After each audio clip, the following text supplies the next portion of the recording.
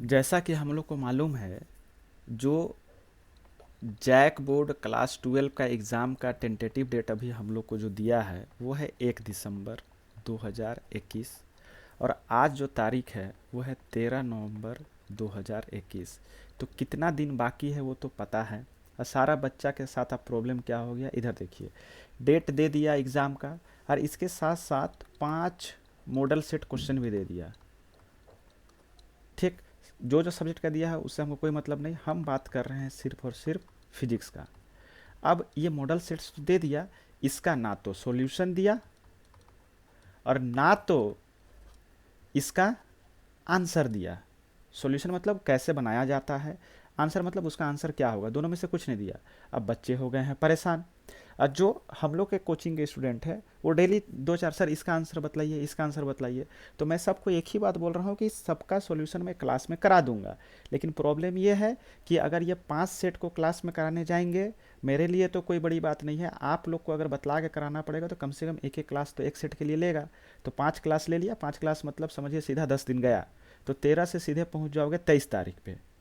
ठीक है, ना तो हम फिर टेस्ट ले पाएंगे और ना तो हम रिवीजन करा पाएंगे। ठीक, तो स्टेप्स क्या है, सबसे पहला बात है जो सॉल्यूशन है सर, वो आपको इसी तरह वीडियो में ही मिलेगा।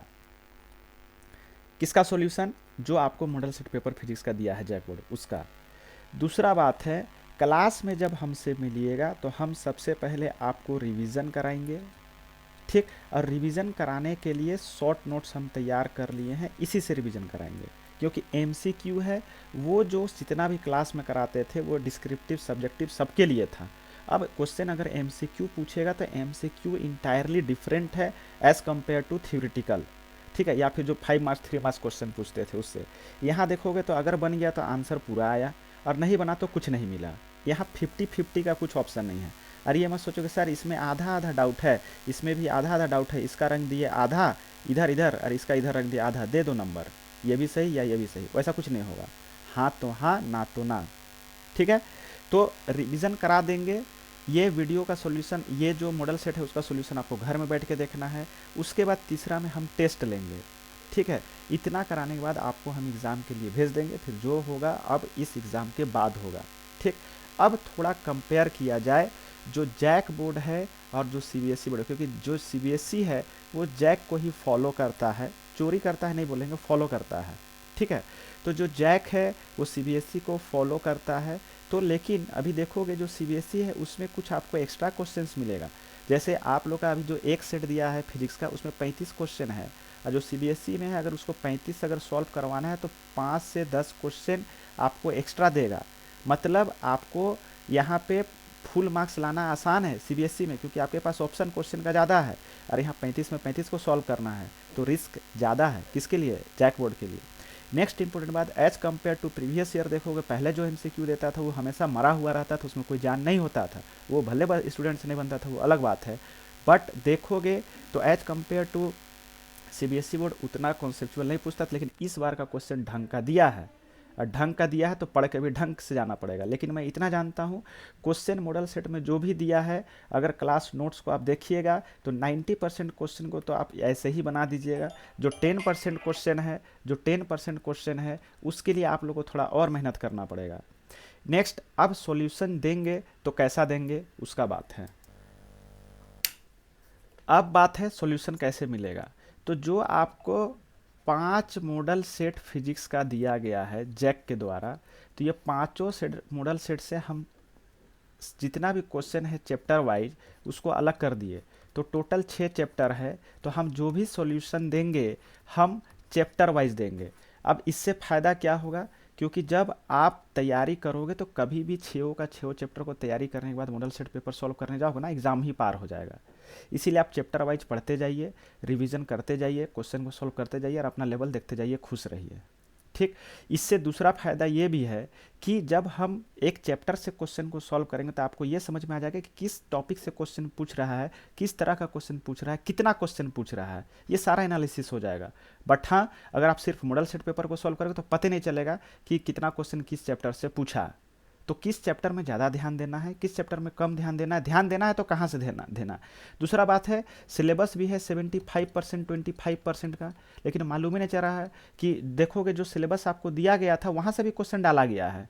तो मैं तो यही बोलूँगा कि सिलेबस को पूरा पढ़िए, क्योंकि क्वेश्चन अगर 25% नहीं पढ़ के कौन सा महान काम कर लोगे। ऐसा थोड़ी है कि ये 25% नहीं पढ़िएगा, नंबर अगर ज़्यादा आ जाएगा, नहीं आएगा और कभी नहीं आएगा। आप पूरा सिलेबस पे ध्यान दो, वो ज़्यादा अच्छा। मतलब जो पहले जैसा सिलेबस था उसी को पढ़िए। 25% छोड़ने के चक्कर में मालूम चला क्वेश्चन ही छूट गया, तो वहाँ पे नहीं ना लिखने जाओगे कि this question is out of syllabus, बाकी बना देगा जो होशियार बच्चा है वो। ठीक है, तो इसीलिए पूरा सिलेबस को पढ़ना है, 75-25 के चक्कर में नहीं रहना है। तीसरा इंपॉर्टेंट बात, जब चैप्टर वाइज हम लोग क्वेश्चन को सॉल्व करेंगे तो उस क्वेश्चन को जब सॉल्व करेंगे तो उससे रिलेटेड और पॉसिबल क्वेश्चन को भी हम बतला देंगे। तीसरा बात, जो एक टेस्ट लिए थे आप लोग का चैप्टर नंबर 1-2 कंबाइंड करके, तो वहाँ कुछ कुछ क्वेश्चन हम दिए थे, वैसा ही क्वेश्चन खुद दे दिया है इसमें सैम्पल पेपर में। ठीक है, तो वो जब आएगा तो उस समय उसको भी डिस्कस कर देंगे। तो क्वेश्चन बहुत टफ नहीं है, टफ इसलिए हो गया है क्योंकि उसका आंसर दिया हुआ नहीं है, और आंसर दिया हुआ नहीं तो सोल्यूशन के लिए भटक रहे हैं, सब बच्चा भटक रहा है। ठीक, कोई आंसर ए बोलता है, कोई आंसर बी बोलता है। तो जो हम आंसर देंगे उसको पहले आप नेट से मिला लोगे, अच्छे से क्लियरिफाई कर लोगे, तब बोलोगे सर इसका आंसर आप ऐसा है वैसा। गलत हो सकता है, कोई बड़ी बात नहीं है, ठीक है, लेकिन हाँ वो गलत इंटेंशनली नहीं होगा, बाई मिस्टेक हो सकता है। ठीक है, तो अब देखो कोशिश यही करूँगा कि पूरा का पूरा आपको आंसर जो भी मिले वो एकदम 100% सही मिले, बट देखिए इंसान है, गलती हो सकता है, इसमें कोई दिक्कत वाली बात नहीं है। तो चलिए अब स्टार्ट करते हैं सॉल्यूशन। तो देखो इस तरह से आपको क्वेश्चन मिलेगा, इस तरह से देखिए, ये है chapter number 1 class 12 physics simple question by JAC 2021। ठीक है, अरे तो इस तरह से क्वेश्चन है, और इसी तरह से हम क्वेश्चन को आप लोग को सॉल्यूशन करके भेज देंगे। ठीक है, तो चलिए अब एक एक क्वेश्चन को सॉल्व करते हैं, टाइम को बर्बाद करके कोई फायदा नहीं है। सबसे पहले एक बार क्वेश्चन को पढ़िए अपने से। अब देखिए, सबसे पहले क्वेश्चन को पढ़ने के बाद समझ में आ जाना चाहिए कि क्वेश्चन क्या बोल रहा है। ठीक, तो हम क्वेश्चन को नहीं बोल रहे, सीधा इसका हिंदी बतला रहे हैं। एक सॉलिड बॉडी है जिसमें नेगेटिव चार्ज लाया गया है, क्या करके, उसको फ्रिक्शन से यानी रब करके। ठीक है, तो हमको पूछ रहा है कि it means that the body has, इसका मतलब बॉडी के पास क्या है। तो हमको सिर्फ इतना समझना है, एक बॉडी है जिसके पास अगर नेगेटिव चार्ज है तो इसमें से कौन सा ऑप्शन सही है। तो सर पहले क्वेश्चन को समझना है, क्वेश्चन समझोगे तभी आप आंसर दे पाओगे। ठीक, अच्छा, तो सबसे पहले ये बताओ बॉडी को चार्ज कैसे करते हैं। तो बॉडी को चार्ज करने का दो ही तरीका है, या तो इलेक्ट्रॉन को इससे निकालो या तो इसमें इलेक्ट्रॉन को डालो। प्रोटॉन रिस्पॉन्सिबल नहीं है इलेक्ट्रिफिकेशन के लिए, क्योंकि प्रोटॉन होता है न्यूक्लियस के अंदर। अच्छा, अब बॉडी के पास कौन सा चार्ज है, नेगेटिव चार्ज। तो नेगेटिव चार्ज कब होगा, जब हम बॉडी में इलेक्ट्रॉन को डालेंगे, तो इसका बात नहीं कर रहा है। अब ऑप्शन को देखो, टिक लगा लो। तो बोल रहा है acquired excess of electron, acquired मतलब लेना, एक्सेस ऑफ इलेक्ट्रॉन, तो बात तो सही लग रहा है कि ये कुछ इलेक्ट्रॉन को ले रहा है, मतलब ये ए आंसर हो सकता है। लेकिन ए आंसर हो सकता है बोल के तुरंत नहीं बोलोगे कि हाँ सर यही आंसर है, आप आगे भी चेक कर लो, हो सकता है इससे और अच्छा ऑप्शन दिया हो, कभी कभी ऐसा हो जाता है। तो कहने का मतलब है कि आप चारों का चारों ऑप्शन को पूरा पढ़े, उसके बाद अपना डिसीजन ले। नेक्स्ट, लोस्ट सम प्रोटोन, भैया ये कहाँ प्रोटोन दिया, नहीं दिया। ठीक, तो ये हो गया गलत। एक्वायर्ड सम इलेक्ट्रॉन, ये बात तो सही है क्योंकि ऊपर ही वाला बात बोला है। And lost A laser number of proton, ये भी गलत, प्रोटोन का तो कोई बात ही नहीं है। लॉस्ट सम पॉजिटिव आयंस, ये कहाँ, जब प्रोटोन ही नहीं भेज रहा है तो पॉजिटिव आयंस कहाँ से भेजेगा, तो ये भी खत्म। मतलब इसका आंसर होगा ए फॉर आगरा। चलिए ये दूसरा क्वेश्चन बोलता है एक स्पेयर है बैड कंडक्टर का और उसको चार्ज दे दिए हैं, तो चार्ज कैसे डिस्ट्रीब्यूट होगा। ठीक है, क्वेश्चन को पढ़ के पहले क्वेश्चन को समझना पड़ेगा। एक स्पेयर है लेकिन वो कंडक्टर नहीं है, bad conductor, that means insulator है, और उसको कौन सा चार्ज दे दिए वो भी नहीं बोला है। ठीक है, पॉजिटिव नेगेटिव कुछ भी दे सकता है, लेकिन उसका डिस्ट्रीब्यूशन का बात कर रहा है। तो जब क्लास में आपको बतलाए थे इंसुलेटर और कंडक्टर, उस समय हम कितना बार चिल्ला चिल्ला के एक ही बात बोलते थे, और जो एक ही बात बोलते थे उसी से क्वेश्चन पूछ दिया। पूछता क्या है, जो मेरा कंडक्टर है और जो मेरा इंसुलेटर इंसुलेटर है इसमें चार्ज का डिस्ट्रीब्यूशन कैसे होता है? तो सर देखो, जो कंडक्टर है ना उसमें चार्ज मूव कर सकता है, ठीक। और अगर कंडक्टर में चार्ज मूव कर सकता है तो चार्ज हमेशा रहेगा सरफेस में। सरफेस में कहने का मतलब है एकदम से बाहर। जैसे अगर घर का बात करते हो तो हम लोग घर के अंदर रहते तो उसको इनसाइड बोलेंगे। सरफेस में देखो तो सरफेस में पेंट कराते हो तो वो हो गया सरफेस में। अंदर रहना मतलब जैसे अभी है। लेकिन जो इंसुलेटर है, अगर इंसुलेटर में चार्ज को दोगे तो वो सरफेस में भी रह सकता है और उसके अंदर। जैसे अगर मैं गुआवा अमरूद का बात करूंगा तो अमरूद का जो बीज है वो उसके अंदर है और जो छिलका है वो सरफेस है, ठीक। तो कंडक्टर में जो चार्ज है कंडक्टर में सिर्फ छिलका में रहेगा, मतलब एकदम सरफेस सरफेस में। लेकिन अगर इंसुलेटर रहेगा तो चार्ज उसके बीज के जैसा अंदर घुसा हुआ भी रह सकता है, या फिर अमरूद का जो अंदर खाने वाला पार्ट है उसमें भी रह सकता है। लेकिन कंडक्टर में ऐसा नहीं हो सकता है। तो अब आंसर खुद सोच के बोलो क्या होगा, ए बी सी डी। तो ठीक है, उम्मीद करते हैं सोच लिए होंगे, ठीक। अब आंसर को सुनिए। पहला बोलता है सरफेस में, हाँ हो सकता है। इनसाइड द बॉडी, ये भी हो सकता है। ओनली इनसाइड द बॉडी, ये नहीं हो सकता है, नन। अब बात को देखो, क्वेश्चन पूछता है कि चार्ज कहाँ पर रह सकता है, तो answer should be surface plus inside the body. और ये दिया ही नहीं है, ये दिया ही नहीं है, ठीक। तो इसको अगर टिक लगाएंगे तो ये गलत हो जाएगा, इसको टिक लगाएंगे तो ये गलत हो जाएगा। मतलब दोनों को टिक नहीं मार सकते यार, इसको तो मार ही नहीं सकते हैं क्योंकि सिर्फ अंदर थोड़ी रहता है, सरफेस में भी रहता है। तो इसका आंसर होगा डी। डी बोले तो नन। नेक्स्ट क्वेश्चन, क्वेश्चन को पढ़ लीजिए।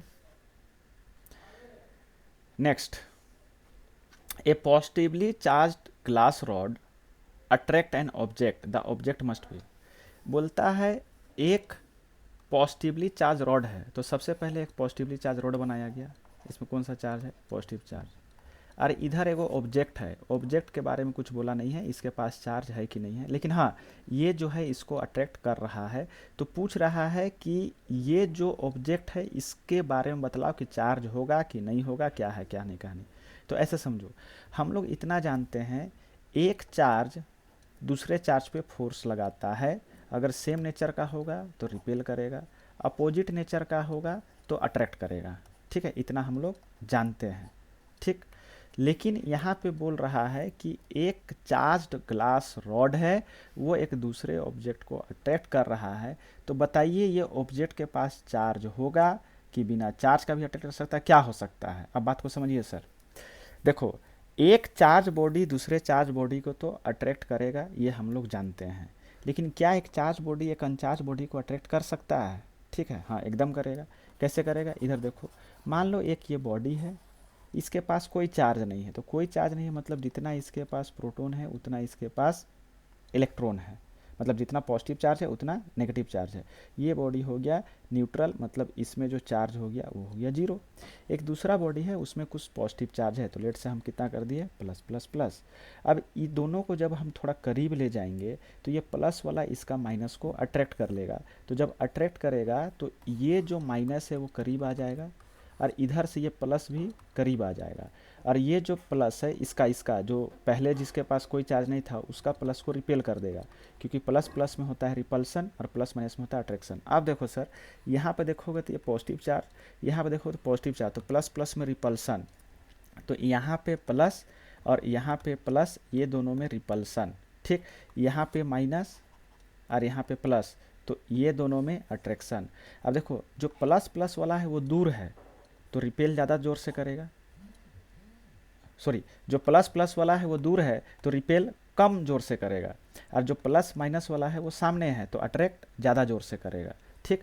तो कुल मिला जुला के देखा जाए तो जो प्लस प्लस है उसके चलते जो रिपल्सन है वो कम होगा क्योंकि वो लोग दूर दूर है, और जो प्लस माइनस है उसके चलते अट्रैक्शन होगा और वो ज़्यादा होगा क्योंकि करीब करीब है।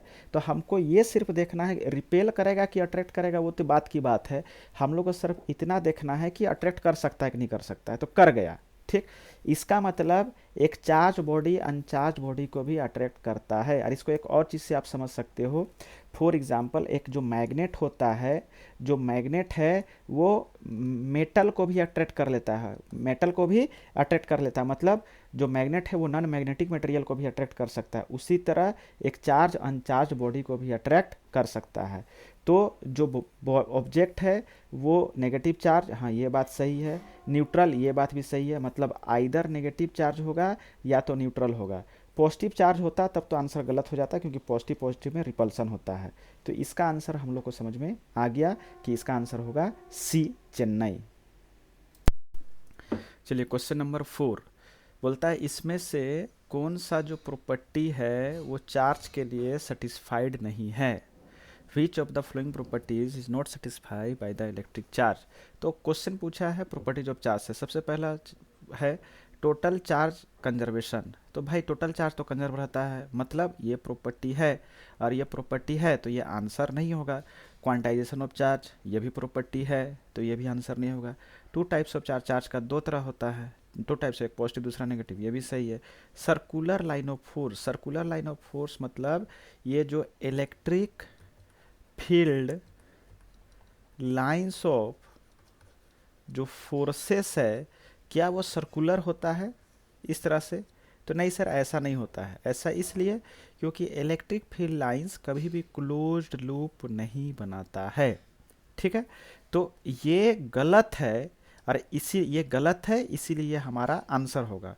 तो answer will be D, circular line of force. तो अब देखते हैं नेक्स्ट क्वेश्चन। नेक्स्ट क्वेश्चन है which of the following charges is possible, मतलब ये जो charges A B C D दिया हुआ उसमें से कौन पॉसिबल है। तो ये क्वेश्चन कहाँ से पूछा है? क्वांटाइजेशन ऑफ चार्ज से। और हम लोग जानते हैं Q is equal to plus minus n e. Q is the total charge, n is the integer, वो कभी भी फ्रैक्शन नहीं हो सकता, और ये ई जो है वो इलेक्ट्रॉन में या प्रोटॉन में जो चार्ज होता है वो है, ठीक। तो इसमें से कौन पॉसिबल नहीं है? तो आप देखो सर, हमको ये पॉसिबल है कि नहीं चेक करना है। तो ये चार्ज है Q, और Q की जगह में रखोगे 5.8 इंटू 10⁻⁻18 इज इक्वल टू, इधर प्लस है तो इधर भी ले लो प्लस, n मालूम नहीं क्या होगा, इंटू ई कितना होता है 1.6 इंटू 10⁻⁻19 कूलम, और ये भी दिया हुआ था कूलम में।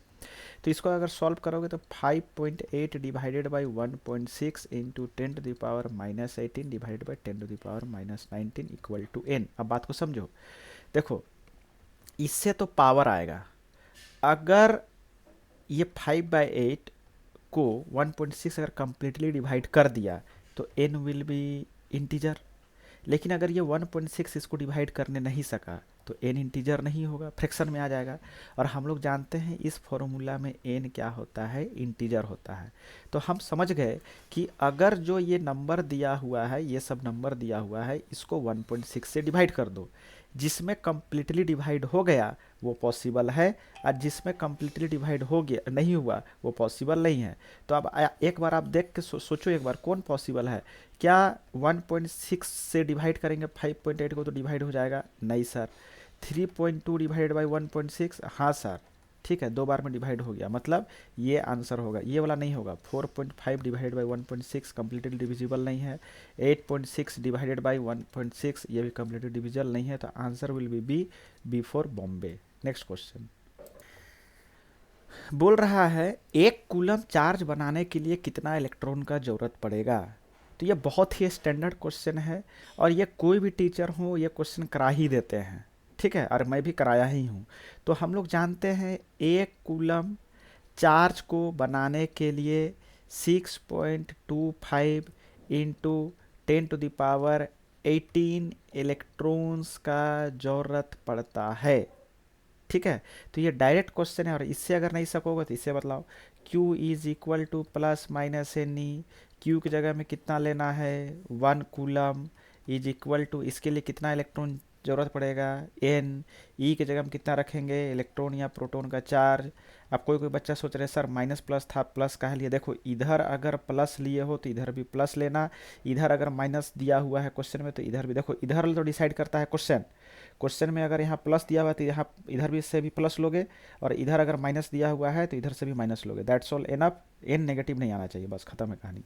तो यहाँ से n is equal to 1/1.6 into 10⁻⁻19, this will be equal to 1/1.6 into 10⁻19। इसको आप सॉल्व करोगे तो यही आंसर आएगा। ठीक, तो आंसर विल बी 6 पॉइंट, देखो अब यहाँ 6.25 6.25 6.25 6.25, मतलब ये वैल्यू इंपॉर्टेंट नहीं रखता, पावर इंपॉर्टेंट रखता है। 10⁻18, ये देखिए यहाँ पे है। आंसर विल बी ए बोले तो आगरा। चलिए खत्म कहानी, नेक्स्ट क्वेश्चन। अब यहाँ पे बोल दिया है कि 1 नैनो कूलम के लिए कितना इलेक्ट्रॉन लगेगा। अब बात को समझो सर, दो तरीका है, या तो फिर Q equal to plus minus n, हम लोग जानते हैं Q की जगह में प्लस 1 नैनो कूलम, एन के जगह में निकालना है E 1.6 इंटू 10⁻⁻19 कूलम। एक तो ये तरीका है, ये बकवास तरीका है। हम लोग को इतना जानते हैं, 1 कूलम के लिए ज़रूरत पड़ता है 6.25 इंटू 10⁻18 इलेक्ट्रॉन्स का। तो हम लोग नहीं निकाल सकते हैं कि 1 नैनो कूलम में कितना लगेगा। तो सबसे पहले ये बताओ, ये जो एन है, छोटा एन, नैनो, तो नैनो का मतलब होता है 10⁻⁻9। जैसे इसी तरह जैसे कि माइक्रो के लिए होता है 10⁻⁻6, तो उसमें ऐसा लिखा हुआ रहेगा नैनो कूलम, ऐसे लिखा हुआ रहेगा। ठीक है, तो हम लोग जानते हैं 1 नैनो कूलम मतलब ये लिखा हुआ है 10⁻⁻9 कूलम। देखो 1 कूलम में इतना चार्ज, तो जो नैनो कूलम है, नैनो कूलम वो कूलम से छोटा है, तो इलेक्ट्रॉन भी कम लगेगा। तो कम लगेगा तो कितना लगेगा, 6.25 इंटू 10⁻18 इंटू 10⁻⁻9। तो आंसर विल बी 6.25 इंटू 10⁻9। अब इसमें से कोई ऑप्शन तो हमको दिखाई नहीं दे रहा है, तो हो सकता है हम क्वेश्चन को जब बना रहे हैं उसमें कुछ गलत कर देंगे, तो इसका क्वेश्चन को एक बार देख लोगे, वाट एवर कुछ भी हो सकता है, बट आंसर इज 6.25 इंटू 10⁻9, जो इसमें से कोई नहीं है। ठीक है, तो बेटर होगा कि आप इसको कुछ भी करो, मालूम नहीं है, देखिए यही आंसर होगा 6.25 इंटू 10⁻9, टेंशन मत लीजिए। ठीक है, चलिए अब नेक्स्ट क्वेश्चन। अब बोल रहा है जो एब्सोल्यूट परमिटिविटी है उसका वैल्यू कितना होता है। तो क्वेश्चन को देख के हड़बड़ाना नहीं है। सबसे पहले देखो किसका बात कर रहा है, क्या के का बात कर रहा है, नहीं, क्योंकि के है कूलम्स कांस्टेंट। क्या एप्सिलॉन नोट का बात कर रहा है, हाँ, क्योंकि एप्सिलॉन नोट है एब्सोल्यूट परमिटिविटी या परमिटिविटी ऑफ फ्री स्पेस। तो हम लोग इसका वैल्यू तो सारा बच्चा को याद होता है, इसका होता है 9 इंटू 10⁻9, और इसका होता है 8.85 इंटू 10⁻12। अब दिक्कत है यूनिट का। और अगर सिर्फ वैल्यू याद होगा तो आप देखो ये दोनों में से 50-50 में फंस जाओगे। कहाँ फंसोगे, बेकार क्वेश्चन है, एकदम बेकार क्वेश्चन है। देखो इधर कुछ नहीं है। ठीक, यहाँ पे देखो लिखा हुआ है 8.85 इंटू 10⁻12, यहाँ लिखा हुआ है 8.854 इंटू 10⁻12, तो ये तो ऐसे ही गलत हो गया। 8854 इंटू 10⁻12 ये भी गलत हो गया। 8.85 इंटू 10⁻15 ये भी गलत हो गया। ठीक है, तो अगर ठीक से देखोगे तो ये जो नंबर है वो सब में अलग अलग दे दिया है, इसीलिए क्वेश्चन आसान हो गया। लेकिन मान के चलो जो सेकेंड ऑप्शन होता उसको ऐसे लिखता 8.854 इंटू 10⁻12। ठीक, अब यहाँ पे यूनिट को अलग कर देता, यहाँ यूनिट सेम है दोनों का, देखिए कूलम स्क्वायर, न्यूटन -1, मीटर -2। तो बेजान क्वेश्चन, एकदम बकवास क्वेश्चन। अब बच्चा क्या करता है, अरे हमको तो यूनिट याद ही नहीं था, ठीक से देखा ही नहीं। तो आपको दो चीज़ मिलाना है, नंबर को, यूनिट को। सिर्फ हम नंबर के ही बदौलत आंसर को टिक लगा दिए, answer will B A for Agra. ठीक, लेकिन चलो देखो कैसे यूनिट डायमेंशन निकालो, हम बतलाते हैं। एफ इज इक्वल टू के Q1 Q2 by R square. तो यहाँ से अगर देखोगे कि के का यूनिट क्या होगा, तो सर फोर्स है तो न्यूटन, आर स्क्वायर उधर जाएगा तो मीटर स्क्वायर। ये चार्ज का चार्ज का यूनिट होता है कूलम, तो coulomb into coulomb, coulomb square, नीचे जाएगा तो कूलम -2। ये है किसका यूनिट, के का। लेकिन हमको के का नहीं चाहिए, एप्सिलॉन नोट का चाहिए। और के इक्वल टू होता है 1/4 एप्सिलॉन नोट, मतलब जो यूनिट के का होगा उसको उल्टा कर दोगे तो एप्सिलॉन नोट का यूनिट मिल जाएगा। तो यूनिट विल भी, यहाँ पे अगर देखोगे तो कूलम स्क्वायर, मीटर -2 और न्यूटन -1, ये हो जाएगा। ठीक, तो कूलम स्क्वायर ये देखिए, न्यूटन -1 ये देखिए, मीटर -2 ये देखिए, तो हो गया आंसर खत्म। चलिए ठीक, नेक्स्ट क्वेश्चन है। क्वेश्चन है dielectric constant of a metal is direct straight forward question note से। देखो बाबू, सबसे पहला बात है, जो बच्चा 0 और -1 को टिक मार दिया, समझिए उसको फिजिक्स का कुछ नहीं आता है, सीधा बात है। पहले ही हम लोग को मालूम है जो डाइलेक्ट्रिक कांस्टेंट है जिसका नाम रिलेटिव परमिटिविटी है, और वो हमेशा या तो 1 से बड़ा होगा या तो 1 के बराबर होगा, मतलब 1 से छोटा हो नहीं सकता, मतलब -1 और जो आपका 0 है वो कोई ज़िंदगी में नहीं होगा। अगला क्वेश्चन है जो रिलेटिव परमिटिविटी है 1 उसका होता है, और वो है आपका वैक्यूम या फिर एयर। ठीक, तो ठीक से देखोगे तो relative permittivity is equal to epsilon m by epsilon naught होता है। और अगर मैं बात करता हूँ वैक्यूम का, तो epsilon r is equal to vacuum के लिए एप्सिलॉन एम हो जाएगा epsilon naught divided by epsilon naught, ये कट जाएगा, आंसर विल बी 1। आप देखो कैसे सॉल्व करोगे। मान लो कोई टीचर आपको मेटल का डाइलेक्ट्रिक कांस्टेंट नहीं लिखाया है, मैं तो नोट्स में लिखा दिया हूँ, इसमें कोई डाउट नहीं है, ठीक है। तो अब देखो हम एलिमिनेट करना चालू किए। सबसे पहले क्या डाइलेक्ट्रिक कांस्टेंट के बारे में इन्फॉर्मेशन है, अगर इन्फॉर्मेशन है तभी आप सॉल्व कर पाओगे, इन्फॉर्मेशन नहीं है तो आप सॉल्व नहीं कर पाओगे। हम लोग जानते हैं डाइलेक्ट्रिक कांस्टेंट मतलब रिलेटिव परमिटिविटी, रिलेटिव परमिटिविटी मतलब मीडियम का permittivity by absolute permittivity. Next important बात, जो रिलेटिव परमिटिविटी है वो या तो 1 होगा या तो 1 से ज़्यादा होगा। 1 किसके लिए होगा, तो सर वो होता है वैक्यूम के लिए या फ्री स्पेस के लिए या एयर के लिए। 0 हो नहीं सकता, -1 हो नहीं सकता, ये सब के लिए होता है। तो आप अगर कॉमन सेंस भी लगाओगे तो आंसर विल बी इन्फिनिटी। आप इससे एक और मजेदार क्वेश्चन पूछ सकता है, अब उसको देखिए। अब अगर हम फोर्स लिखे मीडियम में, तो F M is equal to 1/4 pi epsilon M Q1 Q2 by R square, और F M is equal to 1/4 pi epsilon M के जगह में epsilon naught into epsilon R Q1 Q2 by R square.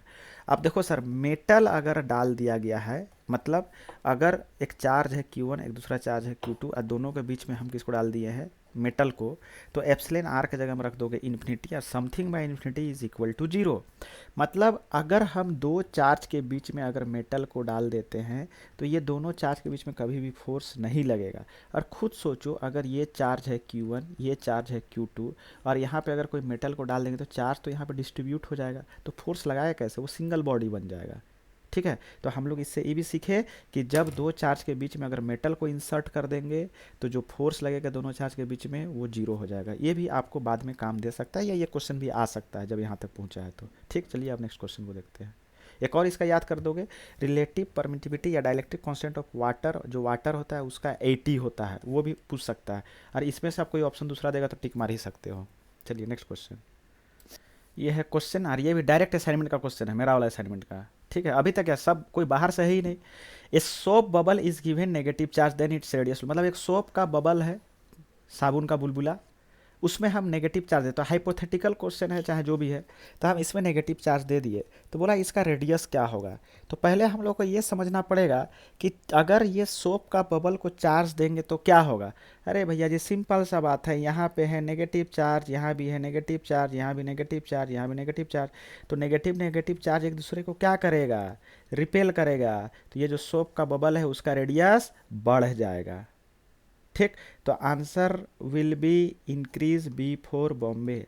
अच्छा, अब अभी दिया है negative charge तो कभी दे सकता है पॉजिटिव चार्ज। अब सोच के बतलाओ, पॉजिटिव चार्ज देंगे तो क्या होगा, घटेगा कि बढ़ेगा, कि कोई चेंज नहीं होगा। कोई सोच रहा है घटेगा, तो पागल बच्चा लोग हो। इधर सुनो, जब पॉजिटिव चार्ज देंगे तो भी रेडियस बढ़ेगा, क्योंकि प्लस चार्ज हो या माइनस चार्ज हो वो रिपेल ही करेगा। ठीक है, तो पॉजिटिव चार्ज होगा या नेगेटिव, बट पॉजिटिव से क्वेश्चन नहीं बनाएगा क्योंकि नेगेटिव चार्ज करना आसान है इलेक्ट्रॉन को देके। चलिए ठीक है, आगे देखते हैं अब नेक्स्ट। ये क्वेश्चन भी बहुत जानदार नहीं है, असाइनमेंट का ही क्वेश्चन है, कराया गया है। एक है आपका 3 माइक्रोकूलम, दूसरा है 8 माइक्रोकूलम, एक प्लस में दूसरा माइनस में, अट्रैक्ट कर रहा है कितना न्यूटन से, 1 न्यूटन से। तो बोल रहा है एक चार्ज है +5 माइक्रोकूलम का, वो ऐड कर दिया गया दोनों को, तो अब बताओ फोर्स क्या होगा। देखो सर, ये इस तरह का क्वेश्चन पूरे फिजिक्स में बहुत बार पूछेगा, बहुत तरह से पूछेगा। इस तरह का मतलब फॉर्मूला से किसी किसी चीज़ को चेंज करना है और कितना से चेंज हुआ वो क्वेश्चन पूछता है। ठीक, तो चलो इधर आओ, किसका बारे में पूछ रहा है, द फोर्स विल बी। तो सबसे पहले भैया जी फोर्स का फॉर्मूला बतला, तो क्या एम में लिख दोगे, नहीं सर। क्या G m1m2/r² लिखोगे, नहीं सर। तो कौन ला लिखेगा सर, हम लोग यहाँ पे लिखेंगे K Q1 Q2/r², क्योंकि फोर्स लग रहा है दोनों चार्ज के बीच में। नेक्स्ट बात है कि यहाँ पे कौन कौन चेंज कर रहा है, तो सर मीडियम को चेंज नहीं किया है तो के फिक्स है, ये नहीं बदलेगा। दोनों का बीच का दूरी को चेंज नहीं किया है तो आर फिक्स है, नहीं बदलेगा। तो कौन बदल रहा है, Q1 और Q2, क्योंकि दोनों को हम फिर से चार्ज दिए हैं। अब इधर सुनो, पहले फोर्स कितना लगता था सर, 1 न्यूटन, तो लिखेंगे 1 न्यूटन बराबर के, रहने दो नहीं बदल रहा है, आर रहने दो नहीं बदल रहा है, तो R² इंटू चार्ज कितना कितना था, एक में था 3 और एक में था 8। अब कोई बोले सर माइक्रो कूलम काहे नहीं लिख रहे हैं, भैया जी लिख के कोई फ़ायदा नहीं है, क्योंकि हमको जब रेशियो निकालेंगे तो माइक्रो कूलम ऑटोमेटिकली कट जाएगा, उतना पाँप ढो के कोई फ़ायदा आपको नहीं है, नया आंसर नहीं आएगा, जो सही है वही आएगा। अब यहाँ से अगर देखोगे तो K/R² कितना आएगा, तो K/R² इक्वल टू 1/8 3 जा 24। कोई क्वेश्चन बच्चा बोलेंगे सर माइनस साइन है, सर माइनस साइन, आप तो प्लस ले लिए, तो पागल बच्चा हो, यहाँ पे हम लोग माइनस नहीं ले सकते, क्योंकि अभी हम मैग्नीट्यूड लिखे हैं। जब डायरेक्शन के साथ लिखते मतलब अगर Coulomb's law in vector form लिखते तब वहाँ पे माइनस मतलब होता, बताओ अब अट्रैक्शन की रिपल्सन, तो और टेंशन में आ जाओगे। ठीक है, इसीलिए क्वेश्चन को आसानी से बनाइए, यहाँ प्लस हो या माइनस हो, हम लोग जानते हैं ना जी कि प्लस और माइनस क्या करता है, अट्रैक्ट करता है, तो इतना फोर्स से अट्रैक्ट करेगा 1 न्यूटन से, बात खत्म। ठीक, नेगेटिव नहीं रखना है। तो ये हो गया इक्वेशन नंबर 1। अब दूसरा में क्या बोलता है कि दोनों को 5 माइक्रो कूलम का चार्ज दे दिए तो फोर्स कितना होगा, तो let say new force is equal to F1 is equal to K, नहीं बदला है, दूरी नहीं बदला है, दोनों सेम होगा, लेकिन Q1 पहले चार्ज कितना था 3 माइक्रो कूलम, और कितना दिए +5 माइक्रो कूलम, तो 5 और 3 कितना हो गया 8। इसके पास पहले कितना था -8 माइक्रो कूलम, फिर कितना दिए +5 माइक्रो कूलम, तो अब कितना हो गया -3, लेकिन यहाँ पे -3 नहीं लिखेंगे, कितना लिखेंगे 3 ही लिखेंगे। अब देखो F1 मतलब जो अब का फोर्स कितना लगेगा, K/R² की जगह में कितना रख सकते हैं 1/24, कितना कितना 8 × 3, ये कितना गया, तो आंसर कितना 1 न्यूटन। अब मज़ा आ गया, यहाँ पे 1 न्यूटन अट्रैक्टिव, 1 न्यूटन रिपल्सिव। तो सर अब अट्रैक्टिव रिपल्सिव को कैसे जानोगे, जब ये दोनों का मिलन हुआ तो 8 माइक्रो कूलम आया था, और जब ये दोनों का मिलन हुआ तो यहाँ पे, एक मिनट रुकिए, तो हम कितना बोले थे जी यहाँ पे -3, हाँ सही बात है, जब ये दोनों का मिलन होगा तो -3 माइक्रो कूलम आएगा। अब बताओ ये दोनों क्या करेगा, अट्रैक्ट, मतलब answer will be A for Agra. ठीक है, तो ये थोड़ा अच्छा क्वेश्चन था। देखिए नया क्वेश्चन, और उसी का भाई है, उसी का भाई है, बस उसी तरह से आपको समझना है। देखिए 2 charges spare are separated at a distance d, मतलब 2 गो चार्ज है और दोनों का बीच का दूरी दिया हुआ है कितना d, exert a force F each other, मतलब लिख सकते हैं F is equal to K Q1 Q2/d। Sir charge हम लोग को दिया हुआ नहीं है Q1 Q2, इसीलिए हम Q1 Q2 अपने से मान लिए। बोलता है if the charge are double and the distance between them is double then the force is, charge को भी कर दिया डबल और डिस्टेंस को भी कर दिया डबल। अब देखो सर, जिसको मैं पढ़ाया हूँ, जो हमसे पढ़े हुए बच्चे, उसके लिए कोई क्वेश्चन ही नहीं है, K Q1 Q2/R², तो जो नया फोर्स लगेगा F1 इज इक्वल टू, क्या K में कोई चेंज आया है, नहीं सर, तो उसके लिए चेंज नहीं आया है, तो 1 इंटू Q1 को क्या कर दिए हैं डबल, तो इसके चलते चेंज आएगा 2 टाइम्स, Q2 को भी कितना कर दिए हैं डबल, तो इसके चलते भी चेंज आएगा 2 टाइम्स, डिवाइडेड बाई R को कितना कर दिए हैं डबल, तो R को डबल किए हो तो सर, तो यहाँ पे 2 का स्क्वायर करना पड़ेगा, क्योंकि यहाँ पे 2 में R में स्क्वायर है, तो इसका आंसर हो जाएगा F1 is equal to 1 × 2 × 2 divided by, यहाँ 4 कट गया, तो F1 is equal to 1 times F आ जाएगा, मतलब पहले जितना फोर्स लगता था उतना ही लगेगा, तो answer will be A for Agra. ठीक है, चलिए अब next question, 2 charges of equal magnitude kept at a distance are exerted force which other if the charge is half, वही क्वेश्चन है जी, कितना इस सब में रहोगे, F is equal to K Q1 Q2/R², मतलब जब चार्ज यहाँ पे Q1 था, यहाँ पे Q2 था, बीच का दूरी R था, तो फोर्स ये लिखते थे।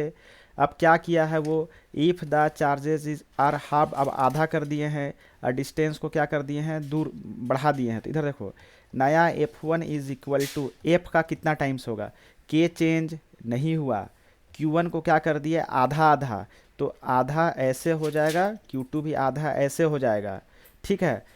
नेक्स्ट बात, and the distance them is double, distance को डबल किए हैं तो 2 रखेंगे, फिर से 2 रखेंगे, तो नीचे आ गया F1 इज इक्वल टू 1/2, 2 जा 4, 4 2 जा 8, 8 2 जा 16, तो आंसर विल बी F/16। ये देखिए D4 daily will be the answer. सीधा समझो ना सर, चार्ज को घटाएं तो फोर्स घट गया, दूरी को बढ़ाएं तो भी फोर्स घट गया, दोनों के चलते घट गया, कितना घट के हो गया, F/16, खत्म कहानी। अब इसमें अगर टफ क्वेश्चन पूछोगे तो बोलेगा परसेंटेज चेंज इन एफ बताओ, तो वो एक मज़ेदार क्वेश्चन है, तो उसमें लिंक कर दिया परसेंटेज को भी, ठीक है। और ये सब क्वेश्चन हम क्लास में कराएंगे, यहाँ पे नहीं कराएंगे, जो हमको कराना होगा हम करा देंगे, ठीक है। फिर से नया क्वेश्चन उसी तरह से, लेकिन अब चेंज किसी और को कराया है। 4 न्यूटन का फोर्स लग रहा था जब दोनों के बीच में हवा था। अब दोनों के बीच में हम ठूस ठूस के भर दिया एक ग्लास को, जिसका रिलेटिव परमिटिविटी कितना है, 8 है, तो बोल रहा है कितना फोर्स लगेगा। आज जो बच्चे को मैं हम क्लास में बतलाए थे, तो F = 4 न्यूटन तब लग रहा था जब मीडियम हवा था, ठीक। तो अगर बोल रहा है जब हम वहाँ पे ग्लास को डाल देंगे जिसका रिलेटिव परमिटिविटी 8 है, तो बताइए फोर्स कितना होगा। तो मेरे को ये बताओ, अगर रिलेटिव परमिटिविटी का फॉर्मूला याद होगा तो एक होगा ε/ε0, या एक होगा जो होगा हाफ F/Fm। तो ये तो हो गया फॉर्मूला से, तो पहले फॉर्मूला से आंसर ला लो, उसके बाद मन को शांति दे दो, खुश हो जाओ। तो इसको हम यूज़ कर नहीं सकते हैं, ये दोनों को यूज़ करेंगे। तो εr = F/Fm, यहाँ से हमको निकालना है Fm, तो Fm will be = F/εr। F दिया हुआ है कितना न्यूटन, 4 न्यूटन, और जो डायलेक्ट्रिक कांस्टेंट है वो दिया हुआ है 8, तो आंसर विल बी 1/2 न्यूटन। 1/2 बोले तो 0.5 Newton. Again answer will be D. अब शॉर्टकट देखो, शॉर्टकट एकदम शॉर्टकट, इधर देखो। अरे भैया जी, हम लोग जानते हैं मैक्सिमम फोर्स हवा में लगता है, इसके बाद कुछ भी होगा तो फोर्स घटेगा, तो फोर्स घटेगा तो 4 को हमको 8 से क्या करना पड़ेगा, डिवाइड करना पड़ेगा। सिंपल सा बात है, क्योंकि 4 को 8 से गुना कर दोगे तो 32 हो जाएगा, जो कि बढ़ा दिया। 4 को 8 से डिवाइड कर दो तो आंसर 0.5 हो जाएगा। बात समझ में आया, तो कुछ नहीं करना था। ये भी क्वेश्चन है, 3 गो चार्ज है, 3Q, Q are placed on a straight line with equal separation in order to make the net force on Q to be 0, the value of Q will be. आधा बच्चा को तो क्वेश्चन समझ में आया होगा कि बोल क्या रहा है, बट इतना मान के चलिए इस तरह का भी क्वेश्चन कराया हुआ, असाइनमेंट में भी इस तरह का क्वेश्चन दिया हुआ। अभी तक जितना भी क्वेश्चन हम कराए हैं, एक भी सिंगल क्वेश्चन ऐसा नहीं है जो नोट्स से बाहर का है। नोट्स को पूरा ध्यान से पढ़ोगे तो सब बन जाएगा, ठीक। चलिए, 3 चार्ज है, कौन कौन, 3Q, Q, अरे वो कैपिटल Q है, और सब को हमको कहाँ रखना है, स्ट्रेट लाइन में, तो एक स्ट्रेट लाइन ड्रॉ कर दिया गया, ठीक।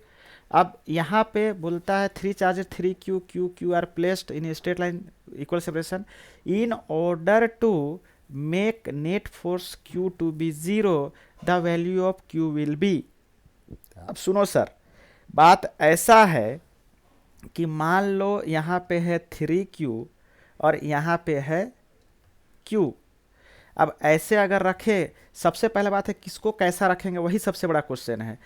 3Q है, Q है placed on a straight line with equal separation, तो मान लो सबसे पहले 3Q को रखे, उसके बाद हम रखते हैं किसको, Q को, और यहाँ से यहाँ दूरी कितना हो गया, इक्वल सेपरेशन बोला है ना। तो जब इक्वल सेपरेशन बोला है तो हम कुछ भी रखेंगे आंसर आ जाएगा। अब कोई बच्चा क्या करेगा, साले को यहाँ x लिख लेगा, कोई d लिख देगा, मरो तड़प तड़प के। डायरेक्ट यहाँ पे 1 मीटर लिखो और मस्त रहो। जब x लिखने से आंसर आएगा तो x का जगह में कुछ भी लिखेंगे तो आंसर आ जाएगा, ये बात तो आप श्योर रहिए। तो यहाँ पर भी कितना लिख दोगे, अब यहाँ से यहाँ जो डिस्टेंस है वो भी कितना मीटर, 1 मीटर, और यहाँ पे चार्ज कितना रखे हैं, Q, ठीक। अब बोलता है कि ये जो Q होगा वो कितना होगा, ठीक। चलिए अब बात को समझो, पहले सोचो यहाँ पे प्लस होगा कि यहाँ पे माइनस होगा, ठीक। देखिए अब यहाँ पे अगर हम प्लस रखेंगे तो ये वाला इसको इधर ढकेलेगा और ये वाला भी इसको इधर ढकेलेगा। मतलब बाबू तुम यहाँ पे खड़ा हो और एगो दोस्त आके इधर से ढकेला और एगो दोस्त और आके इधर से ढकेला, तो यहाँ खड़ा रहने सकोगे नहीं, आगे गिर जाओगे या आगे बढ़ जाओगे। मतलब यहाँ पे प्लस नहीं हो सकता है, ठीक। तो किसको रखेंगे सर, माइनस को, ठीक। अब माइनस को रखे तो ये Q इसको बोलेगा आ जाओ मेरे पास, क्योंकि ये प्लस है ये माइनस है। अब अगला क्वेश्चन है कि सर ये भी प्लस है ये भी माइनस है, तो ये भी इसको बोलेगा कि आ जाओ मेरे पास, ठीक। क्या क्वेश्चन मैं सही बना रहा हूँ? रुकिए रुकिए 1 मिनट, यह मिस्टेक हो गया है। यहाँ पे क्वेश्चन को मैं थोड़ा ध्यान से पढ़ा नहीं, ठीक है, क्वेश्चन थोड़ा कुछ और है, ठीक, क्वेश्चन कुछ और है, इसको थोड़ा ठीक से देखिए। वहाँ तक सही था, जहाँ तक डायग्राम बनाए थे सर, डायग्राम तक सही था, उसके बाद थोड़ा गड़बड़ है, उसके बाद थोड़ा गड़बड़ है, इसको देखिए। यहाँ पे है आपका 3Q, यहाँ पे है आपका Q, यहाँ पर है आपका Q। Q बराबर कितना होगा कि ये रहे, इसमें फोर्स 0 चाहिए, इसमें हम उसमें देख रहे थे। यहाँ से यहाँ दूरी कितना ले लोगे? 1 मीटर, सुविधा के लिए। यहाँ भी कितना? 1 मीटर। तुम x लेके बनाओ, वही आंसर आएगा। इधर सुनो, ये प्लस, ये भी प्लस, तो A में चार्ज प्लस, B में भी चार्ज प्लस, तो इसमें अगर देखोगे तो इसको लिखेंगे force on B due to A। आप देखो इसमें प्लस रखोगे कि माइनस? अगर इसमें माइनस रख दिए, जो C है इसमें अगर माइनस रख दिए, तो C B को अपने तरफ इधर ही बुलाएगा, तो ये कभी भी रेस्ट में नहीं रह सकता है, ये मोशन में आ जाएगा, 0 फोर्स नहीं लगेगा, ठीक है। तो हम इसको इसमें क्या रखना पड़ेगा? प्लस, मतलब जो भी चार्ज रखेंगे वो यहाँ पे पॉजिटिव ही रखेंगे। कितना रखेंगे वो हमको निकालना है। तो अगर यहाँ प्लस रखेंगे तो ये वाला इसको इधर फोर्स लगाएगा कितना? तो force on B due to C. अब देखो इसको 0 करना है, मतलब जितना फोर्स बी लगाएगा ए में, उतना ही फोर्स, जितना फोर्स ए लगाएगा बी में, जितना फोर्स ए लगाएगा बी में, उतना ही फोर्स सी भी लगाएगा, सी भी लगाएगा किस में? बी में। तो force on B due to A must be equal to force on B due to C. जितना फोर्स ए लगाएगा बी में, उतना ही फोर्स अगर सी लगाएगा बी में, तब इसमें नेट फोर्स 0 होगा। अब यहाँ पे लिखेंगे K Q B Q A divide by B A का whole square is equal to K Q B Q C divide by, यहाँ फिर से लिखेंगे बी सी का होल स्क्वायर। के एक ही है, कट गया, क्यू बी एक ही है, कट गया, क्यू ए पे जो चार्ज है सर वो कितना है? 3Q डिवाइडेड बाई बी यहाँ पे है, ए यहाँ पे है, तो यहाँ से यहाँ दूरी कितना है? 1 is equal to Q C. यहाँ का चार्ज हमको चाहिए, कितना चाहिए सर? ठीक है, नहीं मालूम, अभी उसको क्यू ही लिख लो। डिवाइड कहाँ से कहाँ दूरी? बी से सी, तो बी से सी का जो दूरी है वो कितना है सर? एक, ये एक भी कुछ नहीं करेगा, तो क्यू इक्वल टू कितना? 3 छोटा क्यू, प्लस की माइनस, तो आंसर विल बी प्लस, ठीक। तो ये देखिए A4 आगरा, ठीक है। चलिए इसका आंसर मिल गया। नेक्स्ट क्वेश्चन अब देखते हैं। चलिए ये क्वेश्चन कमज़ोर दिल वालों के लिए दिल दहलाने टाइप से है, ठीक, लेकिन बहुत हाई फाई नहीं है। अब ये एक और एग्जांपल है कि सिलेबस में लिखा हुआ है कि सुपर पोजिशन प्रिंसिपल है नहीं। सुपर पोजिशन प्रिंसिपल तब लगता है जब हमारे सिस्टम में 2 से ज़्यादा फोर्स लगता है, वो बात की बात है, छोड़िए क्या होता है क्या नहीं होता उतना बतलाने के लिए टाइम नहीं है, सोल्यूशन से मतलब है, ठीक है। इन basic CCl structure CS and CL ion से इतना इतना अरेंज्ड है, तो बोल रहा है कि बता बाबू नेट फोर्स कितना होगा। देखो बाबू सीधा समझो, ये IIT JEE का क्वेश्चन है नहीं, जैक बोर्ड का क्वेश्चन है, ठीक है। और इतना घटिया अगर आंसर आ गया तो स्टूडेंट तो छोड़ो, टीचर को भी टाइम लगेगा बनाने में। मैं तो बना दूंगा, उसमें कोई दिक्कत नहीं है, ठीक है, टीचर भी बना देंगे, इसमें भी कोई दिक्कत नहीं है। लेकिन इतना समझो कि देखो जितना भी ये क्या है, एक क्यूब है, अगर ठीक से देखोगे तो एक क्यूब है। अगर इस क्वेश्चन को छोटा से समझेंगे तो एक क्यूब है, क्यूब, क्यूब के कॉर्नर में कौन सा चार्ज है? Plus plus plus plus plus, यहाँ भी क्या है? Plus plus plus. अब इसके सेंटर पे, क्यूब के सेंटर पे एक चार्ज है माइनस, और सब चार्ज सेम है। तो अगर हम बोलते हैं कितना होगा, तो कोई भी चार्ज रहे, ठीक है, देखो सर सब सेम है, एक में CS माइनस है तो CS प्लस है, तो एक में Cl माइनस आयंस है, ठीक है। तो अगर ठीक से देखोगे तो ये प्लस ये प्लस ये प्लस, ये चारों के चारों प्लस, ये चारों माइनस वाला चार्ज को अपने तरफ इधर खींचेगा, और ये जो चारों प्लस वाला चार्ज है ये भी ये माइनस चार्ज को अपने तरफ नीचे खींचेगा। जितना जोर से ये चारों खींचेगा उतना ही जोर से ये चारों खींचेगा। ये जो अपर सरफेस में है वो बोलेगा ऊपर आ जाओ, ये जो लोअर सरफेस में वो बोलेगा नीचे आ जाओ। अब ये बेचारा ऐसा मुसीबत में फंस गया है कि ना तुम्हारा बात सुनेंगे ना तुम्हारा बात सुनेंगे, क्योंकि दोनों एक ही जैसा हो। देखो सब दोनों एक ही जैसा है, तो आंसर विल बी डी 0। अब बात को समझिए, टोटल यहाँ पे क्वेश्चन था 30, उसमें से हम लगभग क्वेश्चन सॉल्व करा दिए 17 का। यहाँ तक कूलम्स लॉ खत्म हुआ, अभी इलेक्ट्रिक फील्ड बाकी है, ठीक। और इसका यहाँ तक का जो नोट्स है हम आपको ग्रुप में भेज देंगे, जो क्लास वाला ग्रुप है। आज जो ये जो वीडियो है उसको मैं यूट्यूब में डाल दूंगा, ये जो वीडियो है इसको मैं यूट्यूब में डाल दूंगा। तो ये वीडियो को यूट्यूब में डाल दूंगा। आप लोग क्या करोगे, और पहले जितना भी हम वीडियो डालते थे यूट्यूब में वो प्राइवेट रहता था, ये पहला वीडियो होगा जो पब्लिक होगा। तो अगर आप लोग को शेयर करना है शेयर कर दीजिएगा, जो करना होगा कर दीजिएगा, ठीक है। अब ये लाइक सब्सक्राइब ये सब हमको समझ में आता नहीं है, वो आप लोग का काम है। अच्छा लगेगा तो ऑब्वियसली लाइक करोगे, किसी और दोस्त को दिखलाना होगा तो ऑब्वियसली बोलेगे जाओ देख लो, ठीक है। सॉल्यूशन खुश रहो, कम से कम नंबर लाओ, अच्छे से मुस्कुराते रहो, ठीक है। तो इसके बाद ये समझिए चैप्टर नंबर 1 का ये पार्ट 1 है। तो चैप्टर नंबर 1 का पार्ट 2 आएगा और चैप्टर नंबर 1 ख़त्म हो जाएगा, ठीक। और इसका जो पीडीएफ क्वेश्चन है हम सिर्फ वही स्टूडेंट को देंगे जो हमसे पढ़ रहे हैं। और जो स्टूडेंट ये वीडियो को देखे लास्ट तक उसको इसका क्वेश्चन आपको नहीं मिल पाएगा। तो जो क्वेश्चन है हम जब सॉल्यूशन बना रहे थे उसी समय आप उसको कॉपी में लिखते जाओगे, अपना नोट्स बना लोगे। इसमें से जितना भी क्वेश्चन का आंसर दिए, ठीक है, वो जो माइंड काम किया उसी के हिसाब से दिया। और हाँ, यही बोल सकते हैं कि 100% करेक्ट होगा। अगर कहीं कुछ होगा तो जो कमेंट है वहाँ पे लिखोगे, उसको देखा जाएगा, क्योंकि गलती किसी से भी हो सकता है, उतना कोई टेंशन लेने वाली बात नहीं है। दुनिया में 100% कोई नहीं है। अगर कोई बोलता है कि हम 100% है तो कभी हो नहीं सकता है।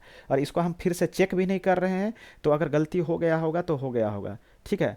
चलिए ठीक है, फिर तो नेक्स्ट वीडियो हम देखते हैं कि जितना जल्दी हो सकता है तो फिर अपलोड कर देंगे एक दिन में, ठीक है। Tata bye bye, thank you.